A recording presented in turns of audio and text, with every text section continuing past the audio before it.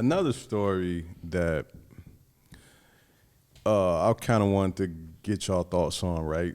So one to tie into the other, right? Like, there's been a lot of back and forth about colorism in our community right now with the whole Dani Leigh story. It's like, first and foremost, like, I didn't even know who the fuck a Dani Leigh was until like this song, or like we give these people like so much celebrity for like the wrong reasons. But what I will say is, her song started a conversation that needs to be had in our community, right?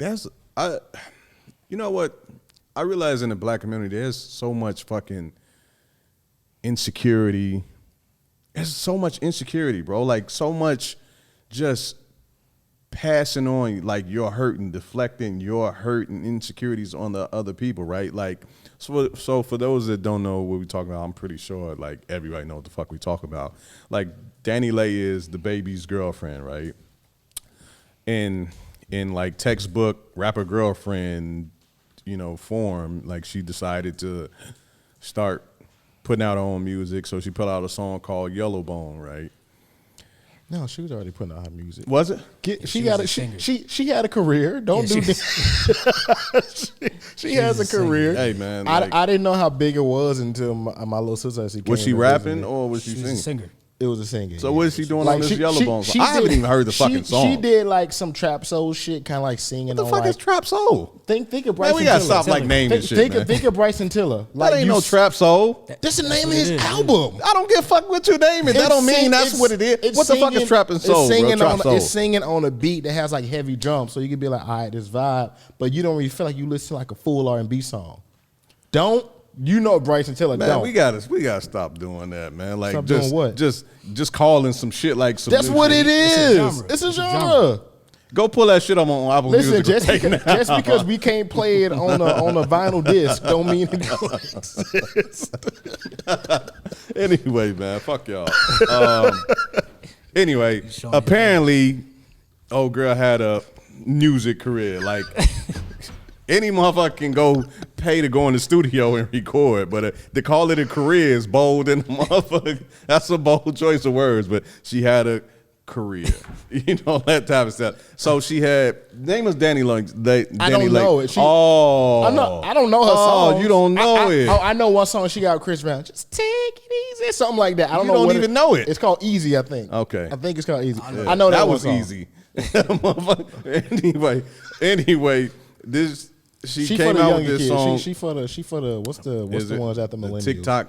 Yeah, the TikTok generation. Yeah, 18. yeah. My little sister's 21 and she loves her. And I was like, this is what she played in the car, and I was, this is what you call. I wasn't a fan of it, right? But she has a fan base. I don't know if you call it that. Anyway, she came out with this song called Yellowbone, and there was a lot of people offended. I think not rightfully offended, right? Because I think a part of it is just like, because if she wasn't a rapper's girlfriend, she wasn't. Well, let's start with the rapper's girlfriend shit. We're not gonna act like there's not a percentage of hate of that because, you know, she fucking a baby. Girlfriend. Yeah, right. So there's a percentage of hate in that, right? She's light skinned. And here, to me, where's the issue lies, right? Because Charlamagne had raised a great point on the Breakfast Club and saying, like, how is this any different than brown-skinned girls or anything like that, right?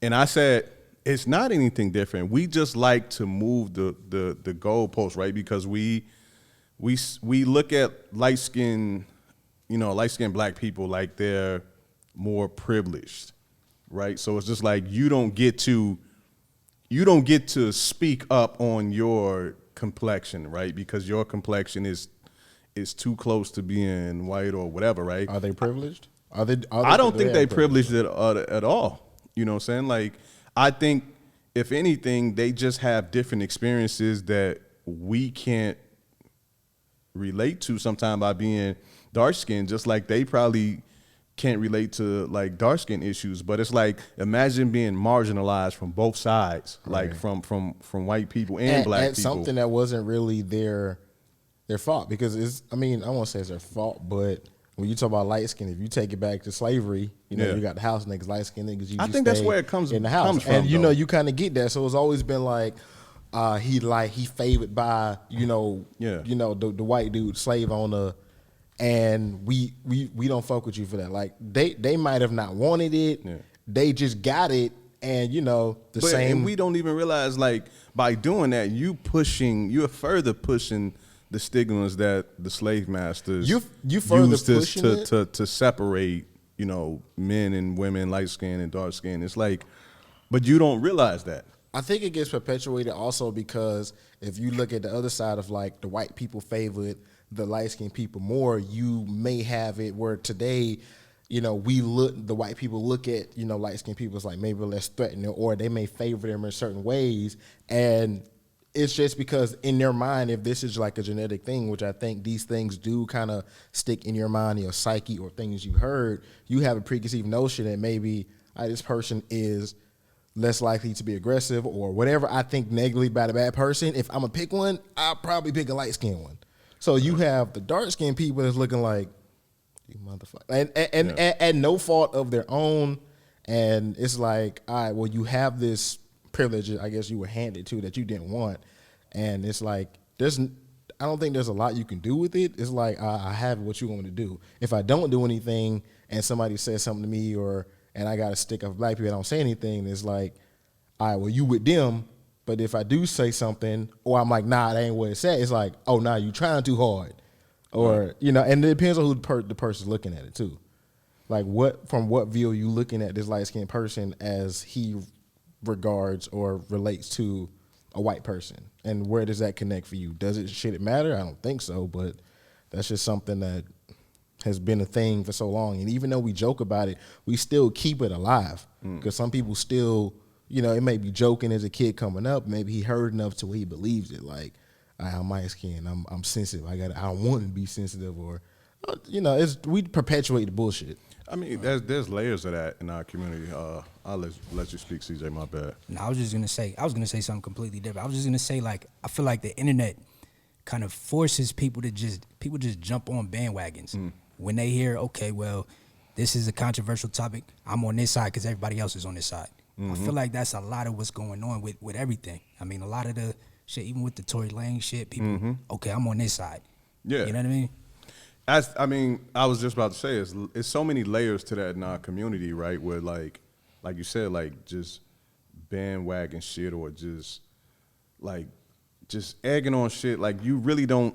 I feel like a lot of people get their opinions and feelings on a thing just from the masses. Right. It's like, oh, that's what we doing right now. We don't like her for that reason. Right. Oh, we canceling Tory for this reason. It's like, and to me, that's always been like, almost like the hole in the ground, like the trap for us, right? Because we don't wait till we get information until we react. Right.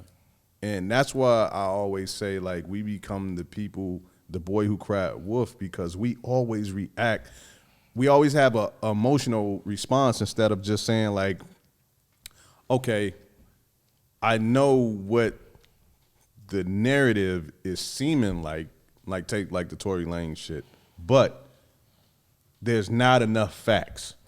And there's even to the narrative, there seems to be like some changings of the stories here and there. So it's like, before I rush to judgment, let me fall back and let this thing play out the court, yada, yada, yada. Because what I realize is, like, we be quick to destroy people or cancel people, and then when shit comes out and it's not what we thought, there ain't no official, hey, let's welcome him or her back into the community or whatever. It's just like, the damage is already done. Right. Yeah. You know what I'm saying? Like, that shit is like so dangerous, right?